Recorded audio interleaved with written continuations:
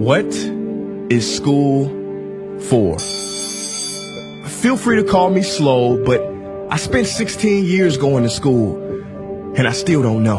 When I finished, I didn't know how to do my own taxes, purchase a home, or apply for a loan. I didn't know a thing about investments, building credit, or getting a job. I graduated at the top of my class, and what did I have? This fancy diploma to sit at home with my mom. But luckily, they did teach me some important skills like factoring trinomials and how mitochondria is the powerhouse of the cell. I'm so happy I remember the Pythagorean theorem, cause it helped me a lot.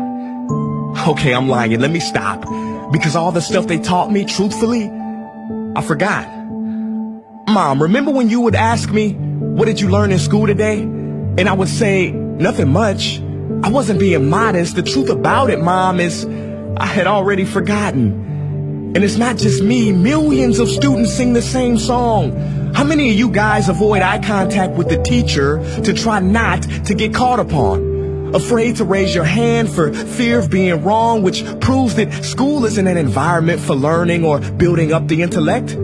It's just a game you play for grades and how many A's you can collect. But I guess what do you expect when the most commonly asked question in class is this gonna be on the test? Is this gonna be on the test? See, if school put learning instead of testing and memorizing as the top standard, then the letter F would not stand for failure. It would stand for find another answer. And if school was really interested in our personal and academic success, students would wake up later, have more freedom and homework, a lot less. And that's not my opinion. This conclusion has been scientifically tested and proven. And any teacher that doesn't believe me, feel free to check my works cited page to inspect. Oh, and I did it in MLA format because I know that's all you will accept.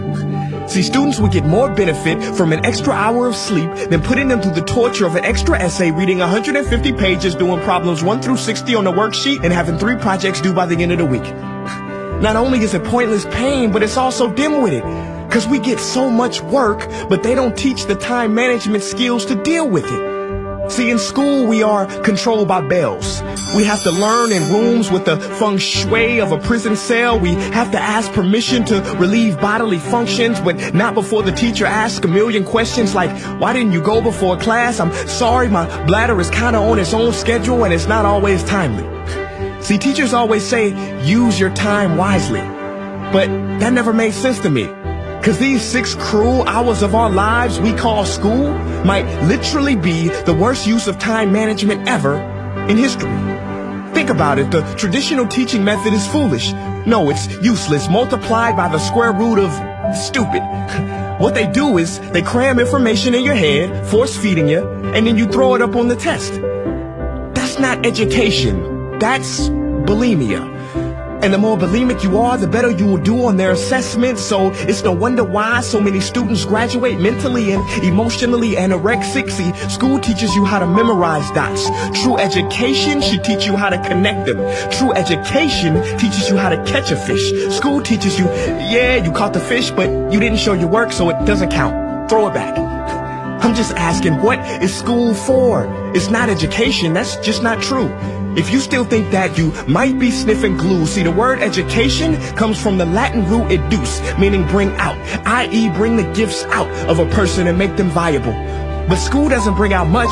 It just stuffs more facts inside of you. Now some of that stuff is justifiable. We need reading, writing, and some arithmetic. That's fair. But are you telling me metamorphic and igneous rocks are more important than self-care? If suicide is the 3rd leading cause of death of ages 10 to 24, and Harvard studies suggest the biggest predictor for success is self-control and emotional health, then why the heck aren't we taught how to handle stress, bullies, or rejection? How about anxiety or depression? You know, skills we need for our entire lives. Bro, I don't even know how to cook. I'm honestly surprised I'm still alive. But hey, at least I can name all the battles that happened in the Civil War. Seriously, what is school for? Some say you need it to be successful, and that's something we do not doubt. But do you own a MacBook or iPhone? Did you know they both were created by a dropout?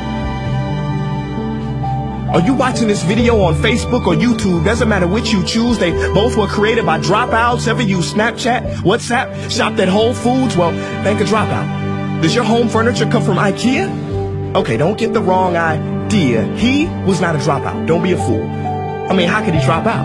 Ingvar Kamprad, founder of IKEA, never even went to school. I know what you're thinking. He's just picking and choosing. There's millions who didn't go to school that aren't successful. Who is he fooling? And you're right. But open your history books and start perusing. You'll find the very people we idolize in school never really had formal and/or secondary schooling. I'm talking George Washington, Abe Lincoln. America's best presidents had zero school between them. Ben Franklin, Thomas Edison, shall I proceed? Ernest Hemingway, Mark Twain, Teddy Roosevelt, Margaret Mead. Now please, I'm not saying drop out, because some schools are great and many teachers are rare treasures. I'm saying that there's a difference between people who are smart and people who score better. I'm saying that your future is something that no test will ever measure. Even if that test begins in 3 letters like SAT, ACT, it's BS if they say those determine your LIFE. No, your destiny is in your hands. You must shape it to be great. So don't expect school to open doors, because it's more likely to slam them in your face. Sometimes I wonder about all the dreams lost in school and how much potential goes to waste. If it wasn't for music and YouTube, then I would have been just another lost case. Everybody watching this, please, close your eyes. Imagine a child sitting in the back of some teacher's class in some town. He never raises his hand, he fails most of his classes, but inside of him, there is a passion. And if nurtured and brought out, will lead him to discover the cure for cancer. But you see, I'm afraid that that child's gift will never come out. He will never win the Nobel Prize award because in class he was ignored and his worth was judged only by his scores. So teachers, principals, parents, advisors, and students, I ask one more time, what is school for?